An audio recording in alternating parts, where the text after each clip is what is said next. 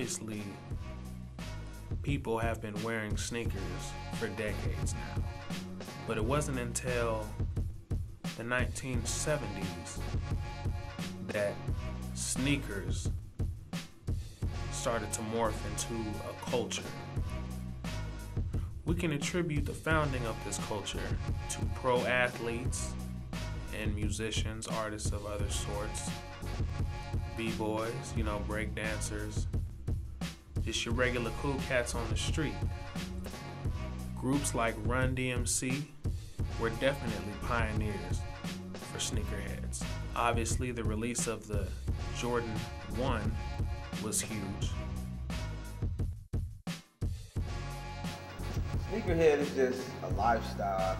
To me, it's just, what makes you feel better at the end of the day. If you get a pair of shoes that you feel confident in and that'll make you feel better, then that's your own prerogative, you know what I mean? But I don't really think there's a classification on everybody loves shoes. Everybody loves shoes. You can't do nothing without shoes, you know what I mean? So everybody's a sneakerhead in all actuality, I think. Live and breathe shoe culture. It's not about just wearing the shoes. There's different elements. There's collection, there's wearing, and then there's the shoe knowledge in general. There's sneakerheads, it doesn't happen often, but there technically could be a sneakerhead that does not have that many pair of shoes, but if his shoe knowledge is legit, he knows all of his stuff. He knows about this pair of Barclays, or this pair of Patrick Ewings that nobody has, or the Shaqs with the pumps, different things like that. Waffle iron for the Nikes. If you know your shoe knowledge, that can make you a sneakerhead. If you collect thoroughly, if you're willing to go sit in front of a store for a week just to make sure you get your pair of this, that, or whatever, anything that shows that you live and breathe shoes. That's what it means to be a sneakerhead.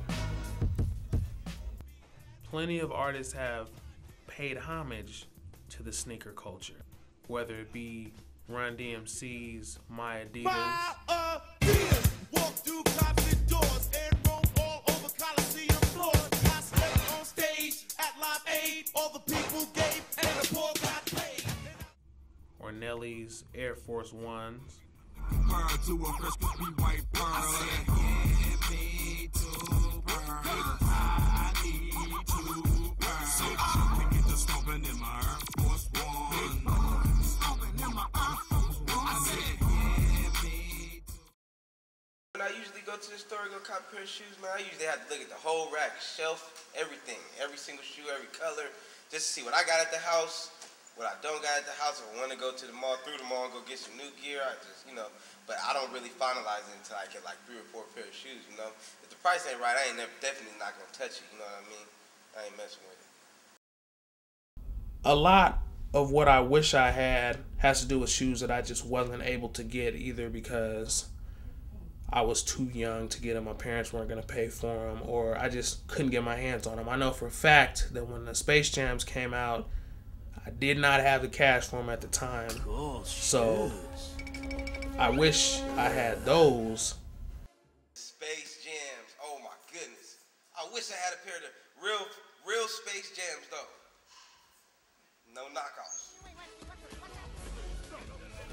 But also, I remember when the Jordan 16s came out, and they came in that stainless steel briefcase with the soundtrack that came with the shoes. I think I was in the 6th or 7th grade at the time. And those, man, I wanted those shoes so bad. So definitely either the 16s or the Space Jams are definitely some shoes that I do not have, which I wish I did have right now.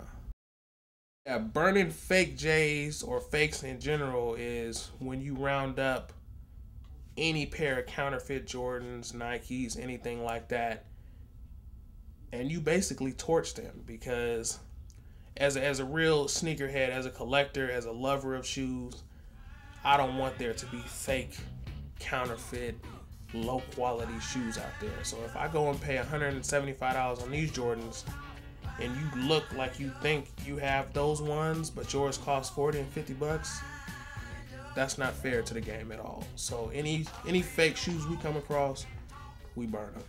So that's a funny question. Sometimes I don't even try them on. I'll just be like, yeah, you got a 12 of this? And they be like, no, we got a 12 and a half or a 13. I'll be like, I'll go ahead and grab me the 12 and a half then. What I'm really looking forward to is the Nike Air McFlys, which are rumored to come out in 2015, because if you remember Back to the Future 2, that's when those shoes debuted. In the movie, they were in the year 2015.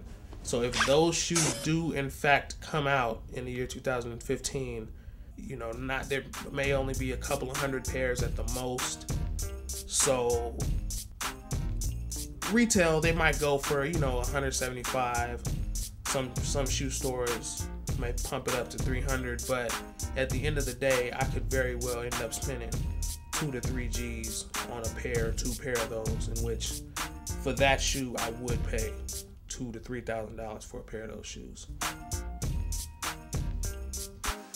It's kind of funny because before I had my son, I was like, I ain't never going to, you know, spoil him with good, you know, like good shoes, expensive shoes, and try to get his shoes to match his outfits or whatnot. When you have kids, you want them to look nice, you know what I mean? So I'm teaching my son how to coordinate his fits already. You know what I'm saying? He got baby J's, he got, baby, jumpsuits.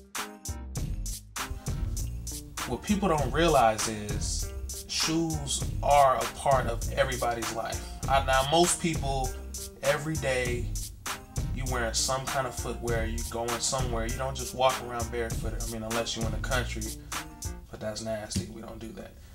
But everybody wears shoes, and there is nothing like that fresh new pair of whatever, where even if you don't wear sneakers, if you wear sandals, if you wear work boots, there's nothing like going on to the construction site with a new pair of Work World, Timberlands or whatever you wear, the calf skins or whatever the Cowboys wear. Shoes are a part of everybody's life. Keep your shoes clean. Keep them right. Buy some Dr. Scholl's inserts, whatever it takes, but spend the money on yourself. You only live once. Why not? That's what you should be doing.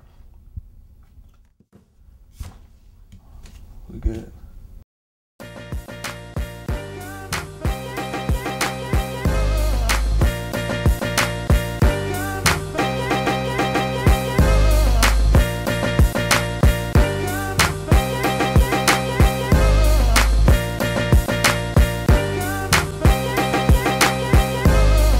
Some fresh kicks on, y'all? Yeah, I'm a fresh mother.